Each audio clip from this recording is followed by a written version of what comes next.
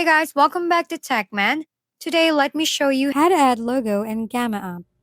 Adding a logo in Gamma is pretty straightforward, but it does feel like a bit arranging like a furniture in a room that keeps reshuffling itself. First, open your project and go to the right-hand panel where your media and images are stored. From there, click Upload and select your logo file from your device, or simply drag and drop it straight into the workspace if you've already got it handy.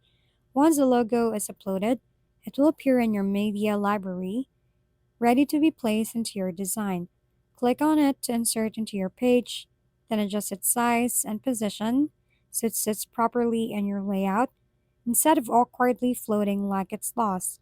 If the logo doesn't look clean or comes with an unwanted background, you can use a crop tool to refine it or the edit option to remove the background automatically using Gamma's AI tools. After adjusting everything, make sure to align it properly with your content so it looks professional and consistent across your design. If we've been helpful, kindly give us a thumbs up and don't forget to hit the subscribe and bell button for more contents. For any questions and suggestions, comment down below.